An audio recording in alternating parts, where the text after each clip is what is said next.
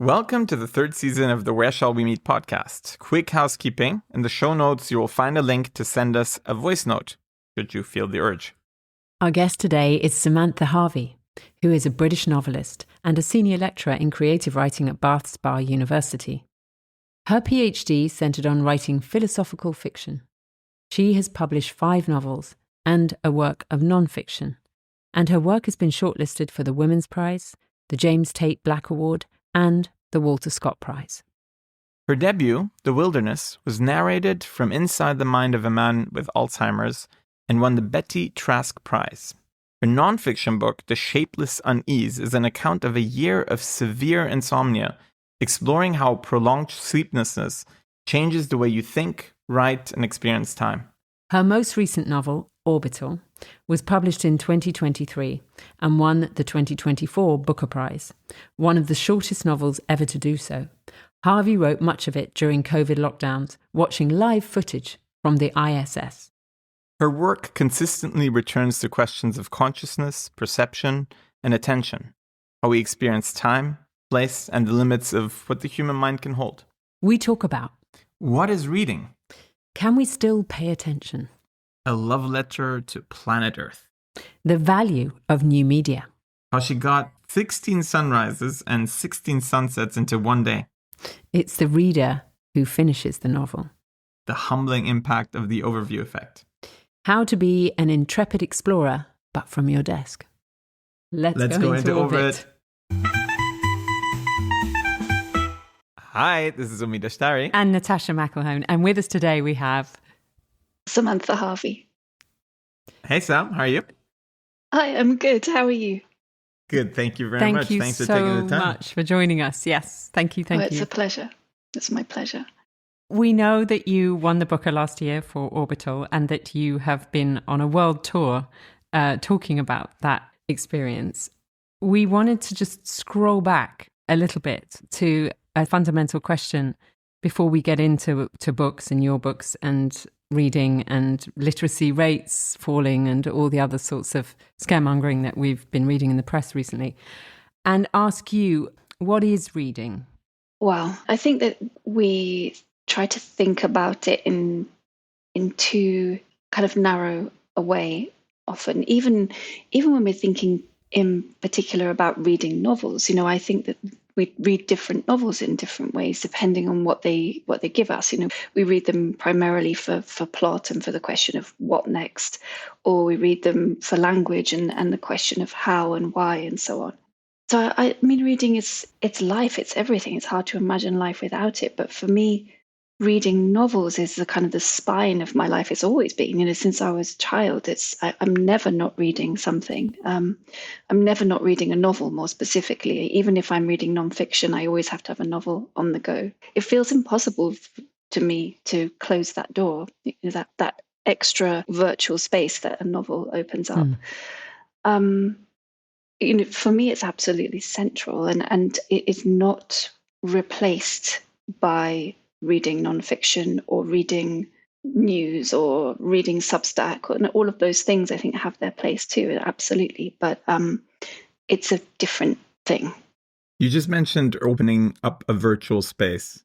Dig into that for us. Well, thinking about the difference between reading news, say, or nonfiction, something that is, there's all sorts of very stylized and beautiful nonfiction, but let's just say nonfiction that is more freighted with information. Its purpose is to provide information.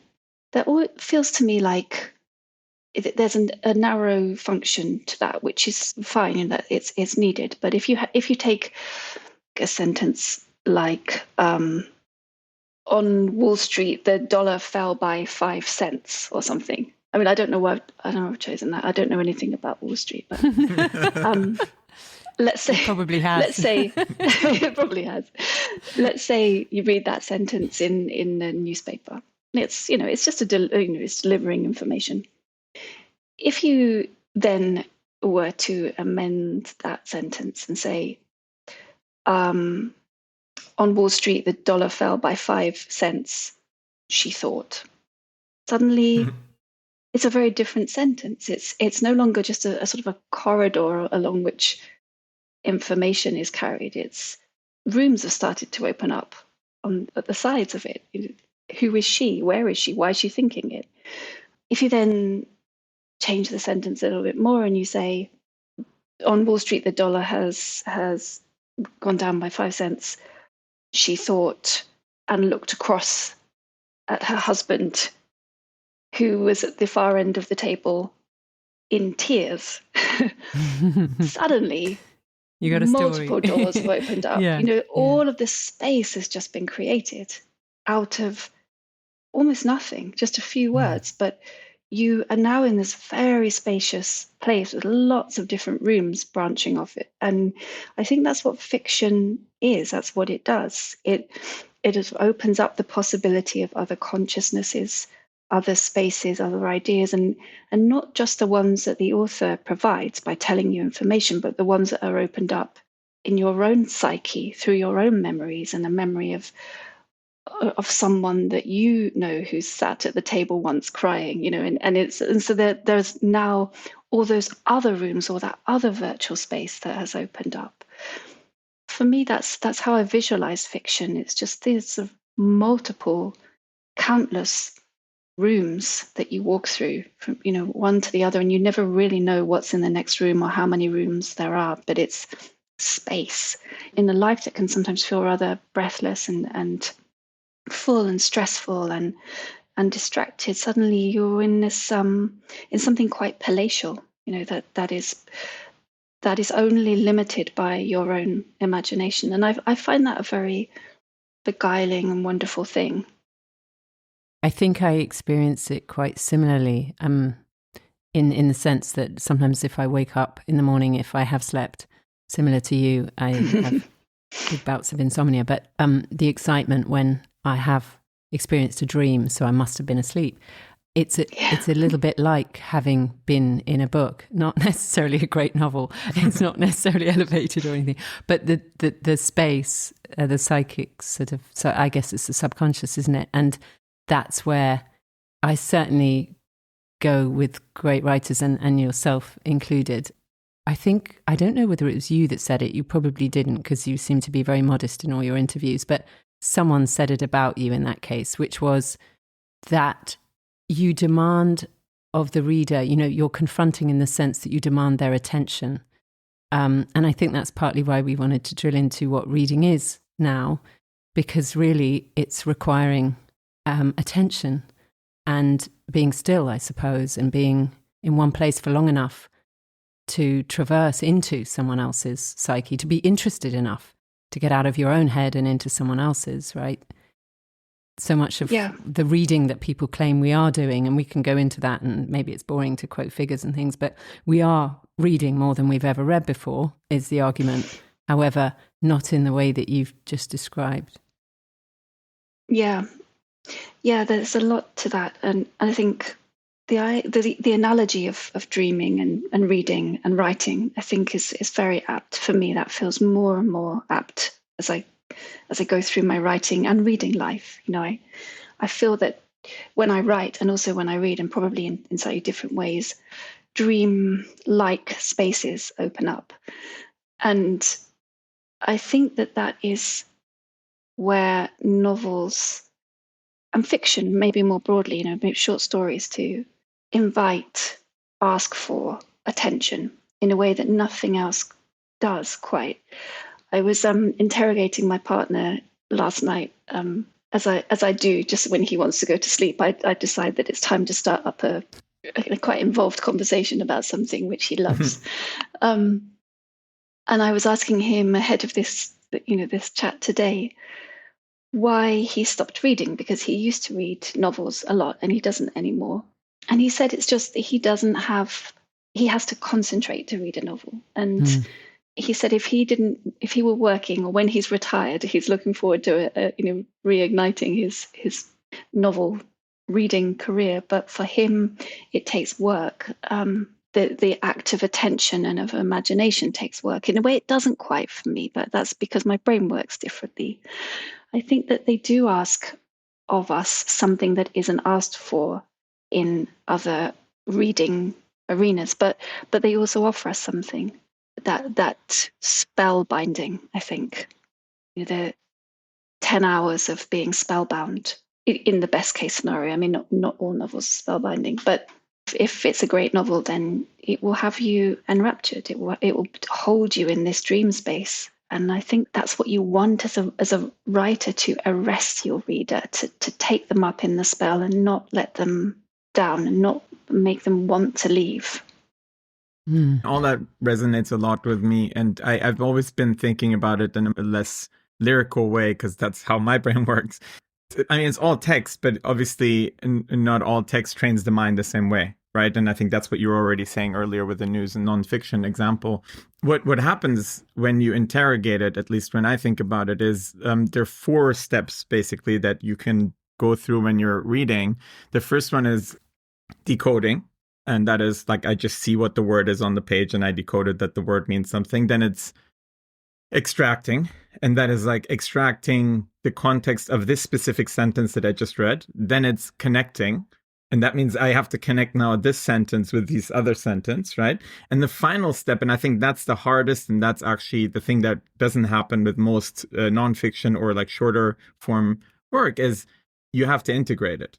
So you're creating a model of this world in which, there are these sentences and these connections between people, and like you have to have an active imagination. You're creating a space, as you referred to it. And I think that's a lot of cognitive load, right? And so if you compare that to the light touch of a tweet that is 2 sentences long, where you just extract and connect maybe the 2 sentences together, like you don't need to integrate that into a world model that you have about the world or how everything, and you can have contradicting ideas at the same time as well, because you're not integrating it. And like you can like one tweet and the other one is a polar opposite, but it sounds good, and because the sentences connect well, you buy into it. So it's I totally agree with you. It's a lot more work, actually. And I therefore kind of relate to your husband very much so, that reading, if you're doing a lot of the shallow reading throughout the day and it's a lot of work, it's very hard to also do the deep reading. Yeah, and I think it's sort of, there's a lot going on at the moment because of the year of reading, of people, often writers, talking about the benefits of writing and so on. And I think there's a danger to that, because for a start, we would say that, wouldn't we? I mean, we're writers, so of course, not just that we have a kind of vested interest in the subject, but that we are wired to enjoy reading and therefore writing, and we're sort of wired to find it a little bit less laborious, for that integration that you talked about to feel quite natural and to come quite easily. It doesn't come easily for everybody, and I think that if we talk too much about how reading is in some sense good for us, we're going to be really short selling it, because I don't read because it's good for me. I just read because I love to read, and I think that's the key, is to get kids to love to read. And some kids won't, and that's also fine. Just for our listeners who aren't in England, this year has been declared as the National Year of Reading. 2026 is a government initiative to try and bring it to the forefront.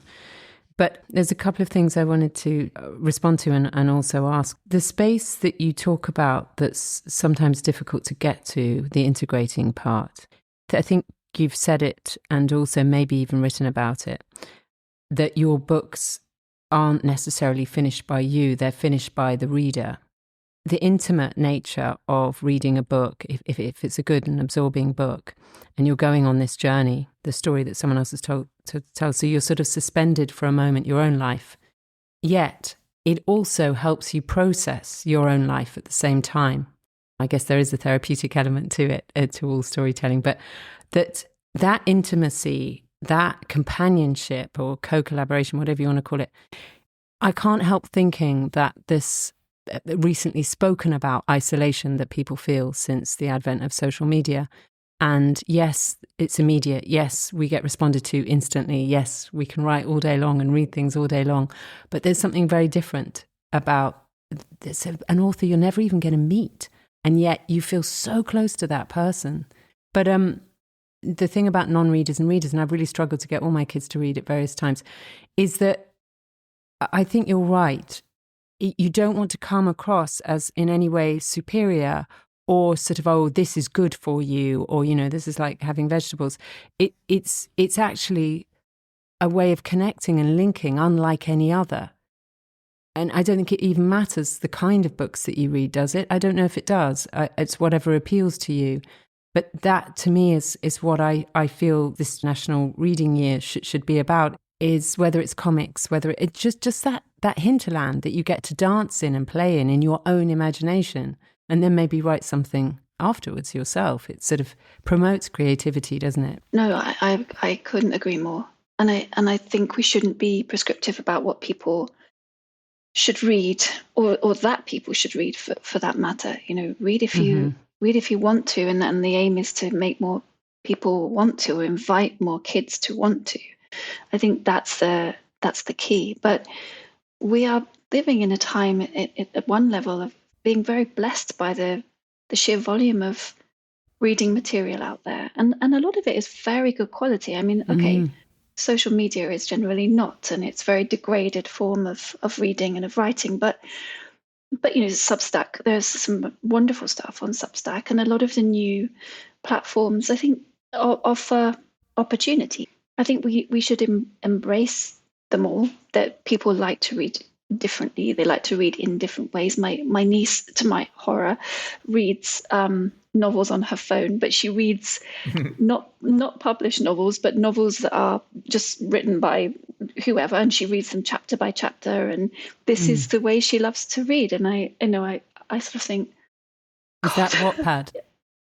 I don't actually know what she uses, I must say, but but this is exciting and interesting to her. Yeah. And great. Much as I cannot imagine doing that myself, great. She's reading. It's wonderful. And I don't think we can be prescriptive about this, and certainly not about novels. I mean, I don't read that much nonfiction, but when you read brilliant nonfiction, my God, it does have that effect that you were speaking about just now, Natasha, of the almost therapeutic, or the sense of it living, the book living inside you. I remember reading 15 years ago or so, reading Waterlog by Roger Deakin, about his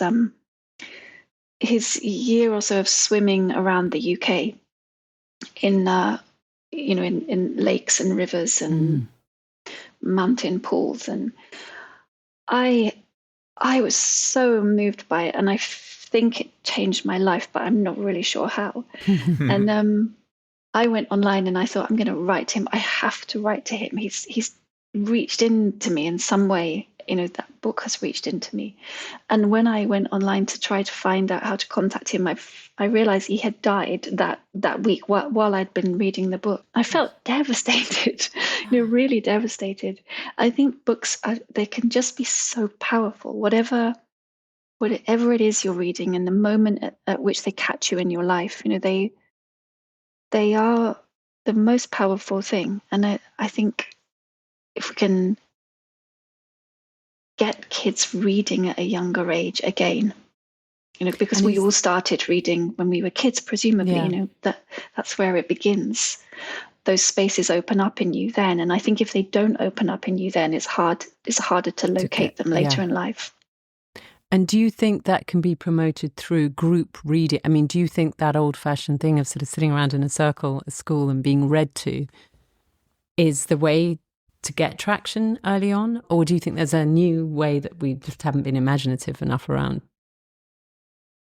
I don't know that I'm the right person to answer that, in that I don't know very much about what happens in primary schools with kids. I don't have kids. So I probably don't have very good, fresh ideas about this, but all I can say is that I do vividly remember our circular reading mat at school and the excitement of that, half an hour that we had, however often, I can't remember, and we would all go and sit on the mat and just be read to.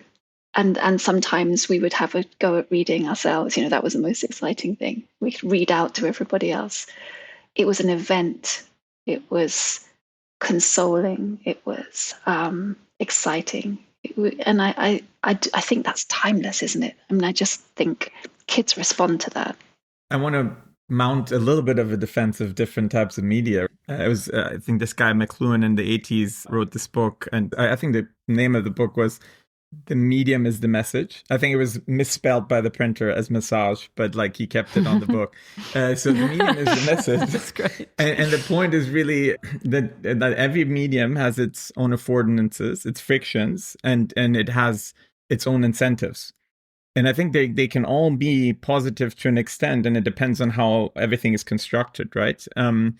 So I think there is something to be said about like a paragraph tweet, if it's like a tweet that is, constructed in the right way, and it may make you think about something that you didn't think about. And if you create the space that you're referring to, that you create in a novel by yourself about this one paragraph, and like you actually have a mind that is attentive and creates focus and like goes into a mind palace then all of a sudden and starts imagining a world, then you can actually achieve something very similar, right? So I think these little morsels of imaginative things that can be thrown out now very easily are there. It has something to do with the fact that, and I think it's okay to criticize social media here, is that all this stuff, whether it's creating these mind palaces, and I think especially as it's true for novels, it requires sustained voluntary attention. And what these things do, by and large, is industrialize involuntary attention. Like they're basically trying to hijack it. Like the way you're consuming this stuff is very modular, and it's meant to be modular.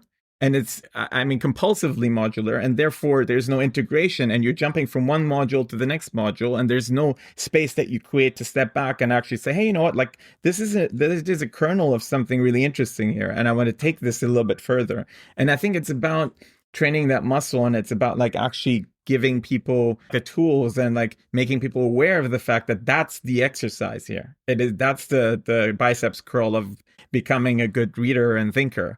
To create that space. So I think the incentives are stacked against a lot of the young people who are essentially growing up on social media, because these platforms are not meant to allow them to train that muscle ultimately. Well, I guess now they are increasingly, you do get Substack on Twitter and all these other things, and actually you can scroll down and stay on point, can't you? And keep linking to the rabbit hole that you're in, or the thing that fascinates you about the economic incentives on those platforms are just misaligned, right? Like that's the problem. I think Substack is different a little bit, and it's an economic incentives as well.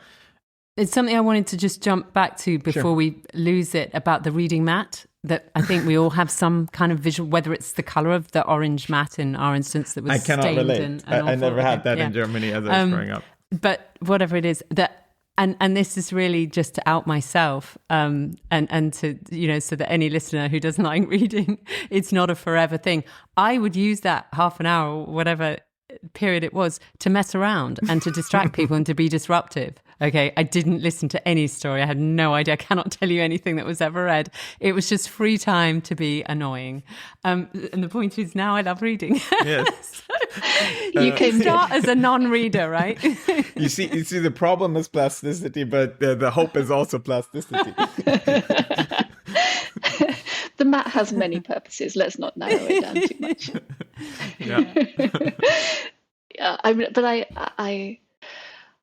I agree with you, Omid, very much about the validity of so many different platforms. Again, I think we're wrong to be sniffy about these things, and I think it's just that it's trying to maintain that balance, isn't it, between passivity and activity. And exactly. There are times when it's incredibly active and pleasurable and generative to go down these clickbaity rabbit holes online and just be amazed at what you can find, and it can spark all sorts of thoughts and challenge things that you felt and give you new information. And let's not dismiss that. I mean, it's a magical thing to have, absolutely, and I do that myself, and I think I just get to call it research, and that's my that's my great advantage. But it's we have at our disposal this amazing world of not just information, but of other people's thoughts and feelings and interpretations. And that's a great invitation, I think. It's just, how do we stay active in that process when the kind of built into the structure of them is, as you say, this imperative to become passive. Should we move to orbital, Sure. or you want to? Well, do you have some more? I'm loving this. Yeah, we can stay on the topic. I don't know. I was just thinking about how nomic people can be. I don't have this ability, as you could probably tell, but when people criticize headlines and compression, but I do think there's something, and I think even someone like Chekhov appreciated this sloughing off of anything that's unnecessary. I do think that's one of the beautiful things about social media, or some platforms and some people who contribute, who really take massive pride in what they're putting out there, and a lot of responsibility and accountability. And it's great. They're not necessarily novelists. I was wondering about the editing process, or about your writing. It's so fine, and there's just no fat on the bone. It just feels so well honed. Do you mind me asking, how many edits do you have to do before you share it with someone, or do you share it very early on in its rough draft? What's your process? Yeah, so my process has changed a little bit over time. I think partly because I've become more anxious about pursuing an idea that isn't going anywhere, or that is ill-advised. I think when at the beginning of my career, I think there were writers. I mean, generally, we were less worried about transgression in our prose, and writing about things we didn't have a right to speak about. And I think I've become more nervous and more anxious over time about what it is I can write about and what I can't, and what will go down and what won't. So to that end, I tend to now give my agent the first 5,000 or so words of a new project in its very raw, rough state.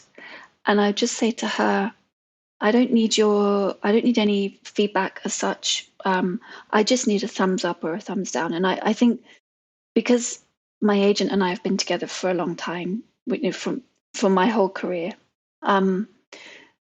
I completely trust her. So I think you need that element of trust. But because I do have that, and I know she would be honest, and I think she has a better sense of I wouldn't say the market, but it's not that I'm trying to write for a market, but it's just a better sense of what's of the sensitivities of the market, I suppose. So I totally trust her. So I just wait for her to give me a thumbs up or a thumbs down. She's never yet given me a thumbs down, but it may happen. And then once I have that kind of go ahead from her, then I don't show it to anybody, to her or anybody else, until it's as done as I can possibly make it. I'm really not after feedback in the process of writing. Partly because I'm kind of embarrassed of most of what I've written, and I really don't want to show it to anybody until it's the best thing I can make it. And partly because of sort of looping back to something I was saying earlier about this dream state, the spellbinding. When I'm writing, I try to get into that spellbound state, and I'm pursuing a scent. That's how it feels. I don't usually have a plan for a novel, but I have a scent, and it's strong, and I'm trying to follow it wherever it will take me. And I don't want anyone to throw me off the scent, even if they're right. That's such a good description. So I would then show it once I have a draft that I'm happy with, or at least I'm unhappy with, but no longer know how to make myself happier. At that point, I will give it to my agent. I'll give it to a couple of trusted readers, and then I'll go from there. So, and then it really varies from novel to novel how many drafts it needs. But for me, it usually isn't sentences that I work and rework. I find sentences quite natural to write. I love it's kind of the stupidest thing I ever said, but I love writing sentences. I find writing novels much more complicated and difficult, but sentences, I'm all good with them.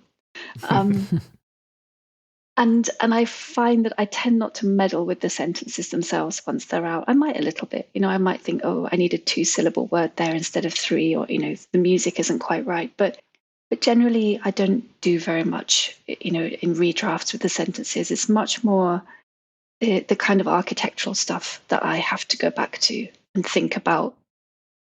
Do I need all of these characters, or do I need another character? Or structurally, is it working? That's usually the big thing for me.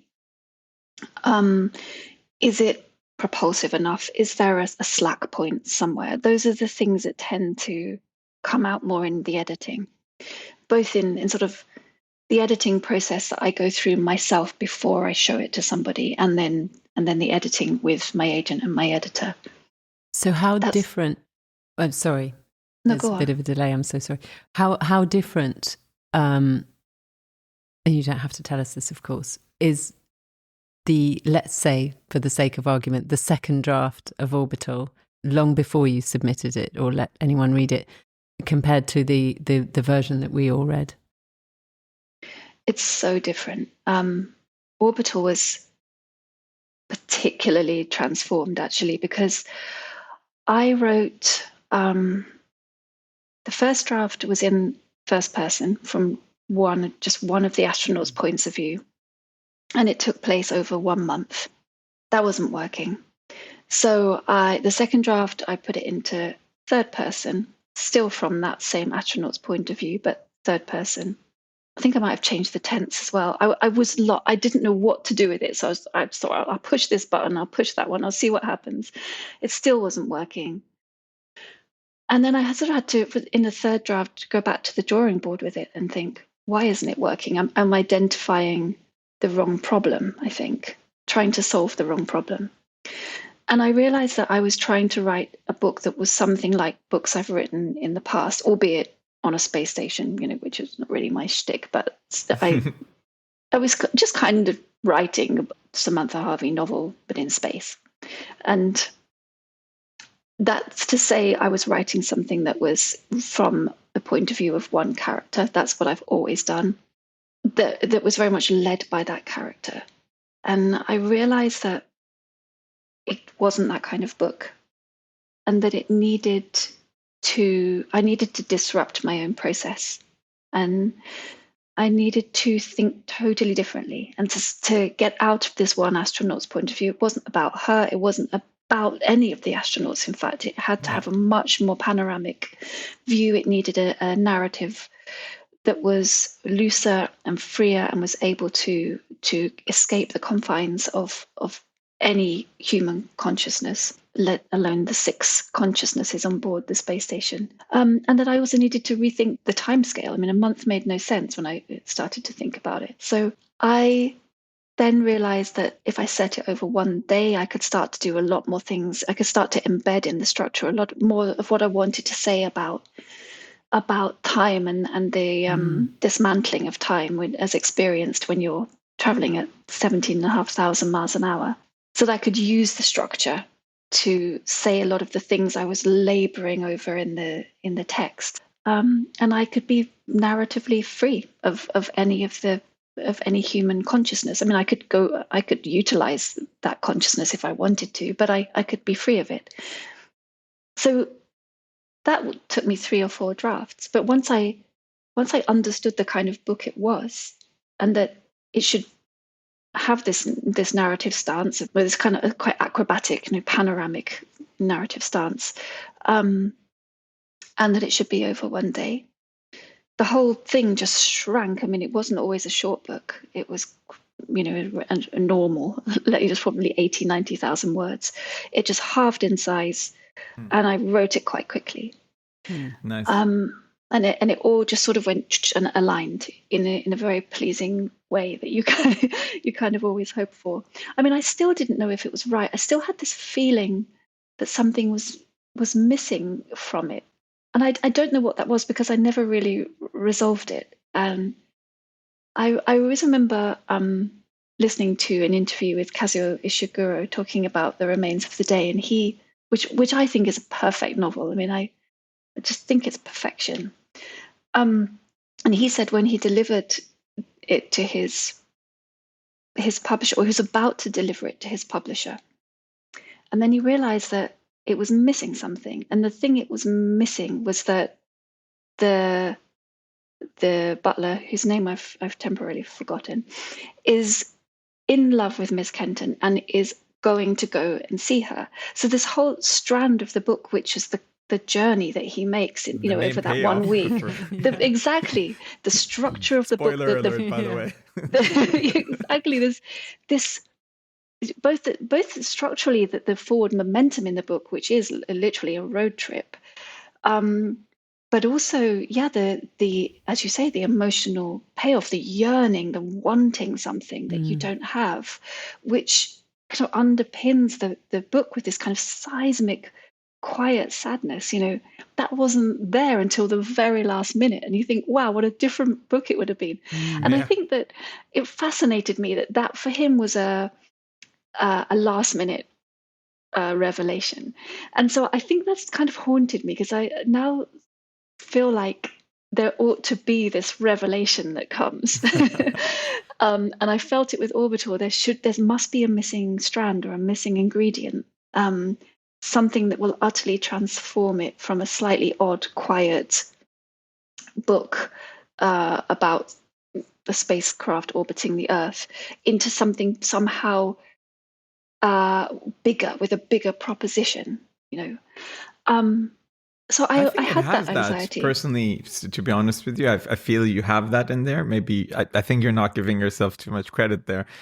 Maybe for maybe our listeners, it's the reader. Yeah. Maybe it's the reader. I don't know. Maybe I'm adding to it. But first of all, I'd say maybe for the listeners that haven't read it, a 1-sentence summary of the book would be great. And then secondly, I would say, because we're on craft, what I would love to hear from you, and I'm sure you've answered this many of times, but I think the book is a great example of attention actually to detail. You're describing these land masses and structures in such beautiful details, so lyrically. And I wonder, you must have become a geographer to a certain extent to be able to do that. What was part of the process of actually getting to a stage that you can write about the planet Earth from above and in that level of detail? It requires a lot of attention to describe it so beautifully. Did you have a globe next to you? I had a huge world map on my wall with orbits. Sort of, I got little post-it notes, and I tracked all the orbits that the spacecraft would be taking onto that. So, I became an intrepid global adventurer from my desk. I did write most of it in lockdown, so I couldn't actually go anywhere. But I love being intrepid from my desk. It's my favorite form of adventure. To sum up the book in a sentence, what would I say? It's a novel that takes place over one 24-hour period in a space station orbiting the Earth 16 times, 16 days, 16 nights. And an attention, as you said, Omid, an attention to the Earth.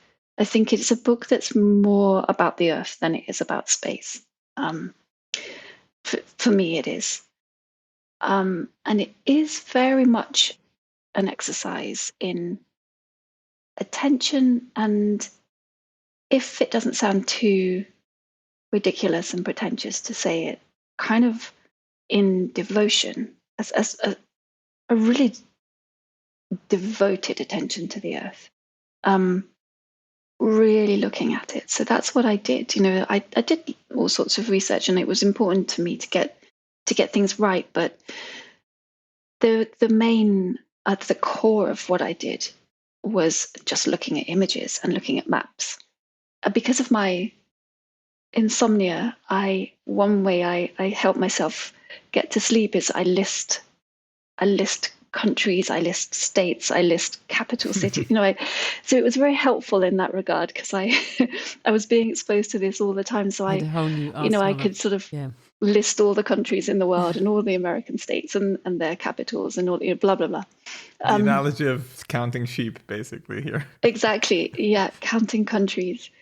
And I would do that. So I was sort of was carrying the sense of the world map in my head all the time. Feeling that, from my desk, that the world was suddenly a very small place, because when you're looking at those images and videos of the Earth from space, the spacecraft is moving quickly, so you are traveling over India, and then all of a sudden you're in the sort of mid-Pacific, and then before you know it, it's North America, and it starts to feel very much like these are just, and I say this in the book, but it felt such a apt analogy, that you're just kind of, these are gardens that are passing by beneath you. That's and so good. Yeah. It felt that the Earth had just become a very intimate thing, which I guess is the gift of zooming out in that way. So yeah, that was it. It was imagery, really imagery that drove the novel. It's funny you say about the zooming out, because even though it is one day in orbit, it felt like it contained a lifetime of thinking, because people are all thinking about their own lives and going back and forward and in and out. And but also, when you talked about the gardens of land masses, there's and I can't remember where I read it, but it was a writer who said the motion of the galaxies is like a whirl of water flowing down our wash basins, just looking at the sort of macro and the micro. And yeah, it's so interesting, isn't it, when you look at those images of the Earth, and you realize, when you look at something macro, it often does look like something micro. Just the way the snow sort of falls on the Himalayas, it really looks like frost on a branch. It's all these kind of repetitions and sort of fractals, and these it's so fascinating. And again, it makes it feel like the universe itself is rather small, or at least it's sort of boxes within boxes within boxes. Just everything in repetition, everything inside everything else. So it's it's a very obvious thing to say, but the idea of the difference between the arts and the sciences is very blurry. There's really, it feels to me like there's sort of just the in-breath and the out-breath of the same experience, really. And I think that's what I wanted to try to capture in the book, that there really isn't this divide. They are just different facets of the same way of experiencing the Earth and of life.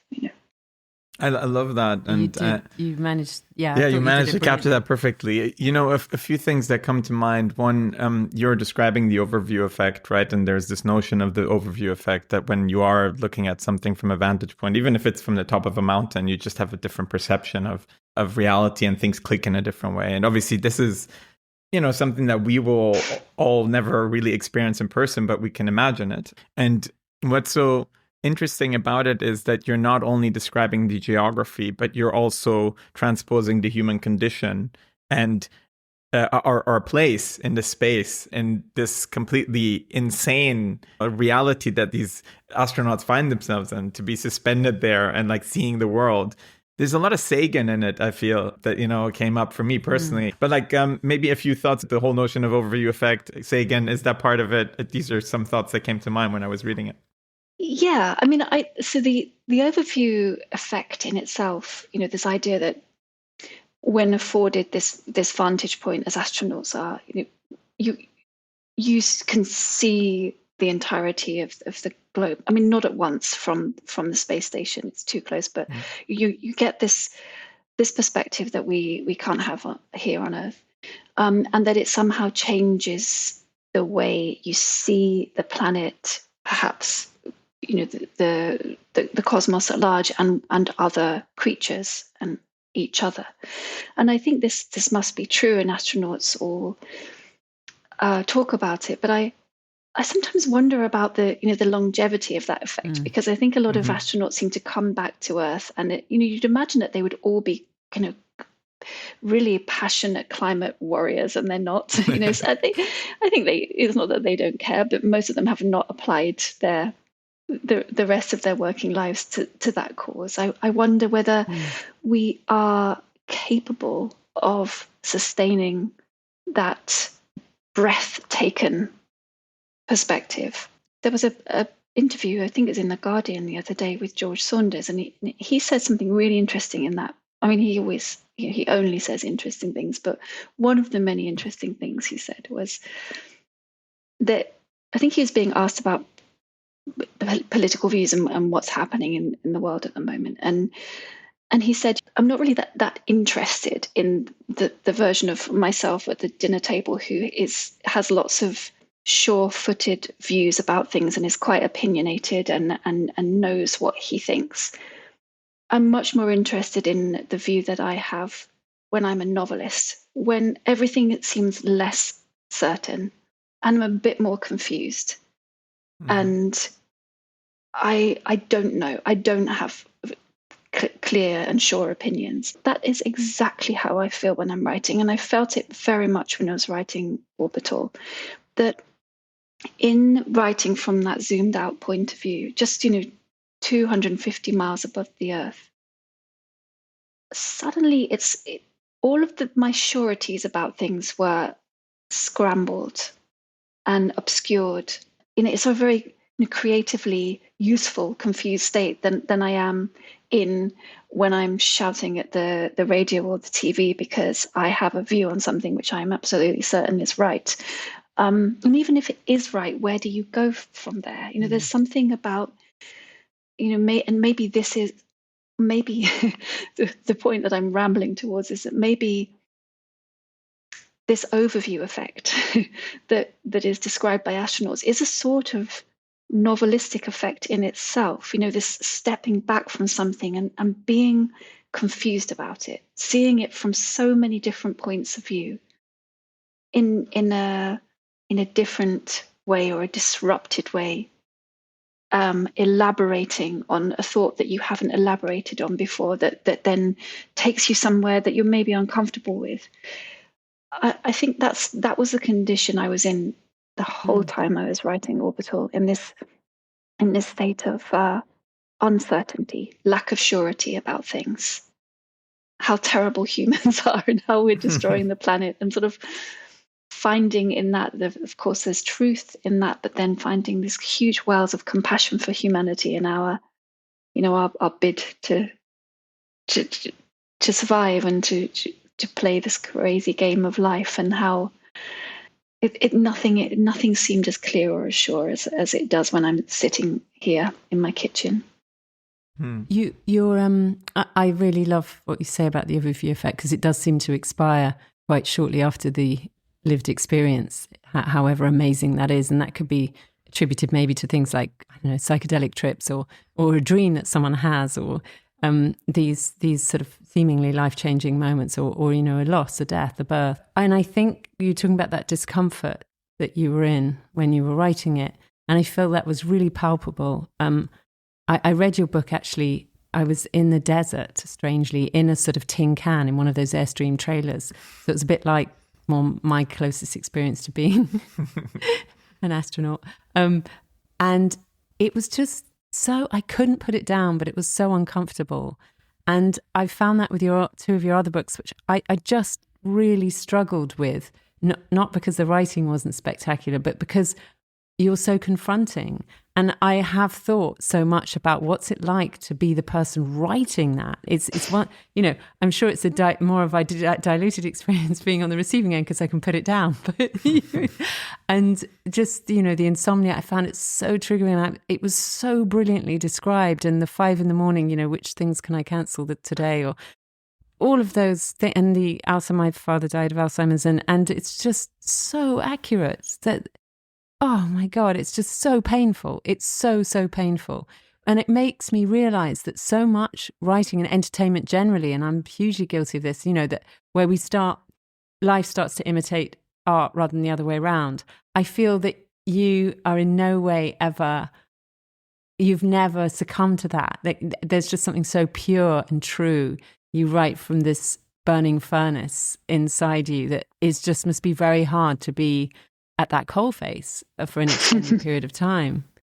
I like to second that, and I feel that the book made me feel a lot, for sure. Yeah, I guess that was your whole mission, and I'd love to know if you had any specific feeling you wanted to elicit, or generally just wanted to elicit feelings, because I felt a lot. I mean, I felt small, I felt connected, I felt lost, I felt in awe, I felt so many things, and I think that's what's really beautiful about it. It does require a lot from you, as you say. Well, thank you. I mean, it's interesting. Did I want to elicit? Well, of course I wanted to elicit a feeling in the reader. Did I know what that was? I don't think so. I think it goes back to this confusion again in myself when I wrote it. I felt all of those things you described. But I often try to write from a feeling. And I might not be able to name what that feeling is, but I can locate it in myself. And I think with Orbital, it was something, weirdly enough, for all its confronting nature and this sort of complexity of it, I think it was quite a pure feeling of joy, actually. I felt like I wanted to write a book that was about joy and just about the acknowledgement of the improbable beauty of the earth. This kind of spluttering, inarticulate feeling that I then decided to try to articulate in a whole novel. It was this kind of, that on the cusp of breath. It was that feeling of a sort of vertiginous, suspended, breathtaking feeling. That's and wherever that sort of delivered me, and wherever that delivers the reader, and I think it leaves you in lots of different places. And I think I realized after a while that what I was trying to do with the book was to sort of scatter my own gaze and scatter the reader's gaze, so we don't really know what the book is about or what it is we're being asked to think or feel. It's just a scattering, and I think that's why this image of Las Meninas came back into the book. I'd started writing about that early on, the painting Las Meninas, and I thought, well, this has nothing to do with the book, and I put it aside. And I came back to it and thought, no, this is something to do with the book. There's something, in the idea of that painting whereby we're being asked by the artist to look at something and to not know what it is we're looking at, and to not know what its subject is. That seems very pertinent to this book I'm trying to write. I'm trying to scatter my own gaze and my own perception of something, and to see what happens. And it's been interesting to me in meeting a lot of readers this year, and people take from it very different things. Some people feel that it's a very consoling book, some people not at all. Some people feel it's hopeful, some people feel it's very much not hopeful. Some people think it's about grief, that the loss of a parent or a loved one. Some people find it very joyful. Some people find that it's a kind of activism. It's a call to action in terms of climate change. I am honored by all of those responses. And it's not that one of them feels more true to me than any other, but it's always so surprising. And it comes back to this, the book is completed by the reader, because all of those are true, but I don't know what I wanted from the book. I just wrote it from a feeling, really in the dark. How beautiful that, it's kind of a choose your own adventure ending for everyone. Yeah. And have Yeah, to have yeah. written something like that. It's great that you can have these different types of relationships with the reader that is, on one piece of work, so many different kind of outcomes. This is, if this is not an advertisement for people to go pick up the book, then I don't know what is. As we wrap up, do you want to maybe tell us a little bit about what's next for you? Well, so I did start writing a novel hundreds of years ago. Because Orbital came out, well, I finished it in early 2022. It was unbelievable. I don't know where the time has gone. So I had started another novel, and I have barely looked at that for over a year now, which is unheard of for me. I never take breaks from writing, really. So I don't know what I'm going to find when I go back to it. But as far as I can remember, it was a love story. Oh, a love story. And I think that it very much follows on for me emotionally from Orbital, because I think when I wrote Orbital, I felt full of this expansive something, this, I don't know, it is I have described it before as a kind of a feeling of in loveness at those images of the earth, and just exploring those images. And I was left with a surplus of that feeling. And so I thought, right, well, it's time to use them, to write a love story then. So that's what I've been writing. And it's ill-advisedly, I think, mostly in the form of a long kind of prose poem. There is some prose in it, but it's mainly taken a sort of, at least the appearance of a poem. I don't know whether I can really dignify it with the term poetry, but that's how it took shape. It was never the intention, but I think I've been on a trajectory the last few years of writing ever shorter books. I don't know where that ends, whether it just ends with one kind of a haiku, magnificent and exquisite one-word book. But that's the journey I'm on at the moment. So this book, which was never meant to be particularly short, or it's certainly not meant to be poetry, it has become more and more compressed and condensed, and about this dense feeling of being in love. And I don't want it to be a tragic love story. I just want to go for the good bits. Nice. Well, I can say I very much look forward to it already. I might never finish it. This might be the last we ever hear of it. I might go back and just think, what the hell was I thinking? Whatever comes next, I'm sure it's going to be great, and really appreciate that you took the time. And I want to thank you for writing such a beautiful book. For me personally, it was it made me feel a lot, and I like that. That's what I want. I'm very much in my head most of the time. And when I was reading the book, I just felt so many different things. And I think that is exactly what I'm seeking out when I'm picking up a book. And so thank you for that. And thanks for taking the time to speak to us about it. Oh, thank you too, truly. Likewise. Thank you so much, Sam. It's my great pleasure.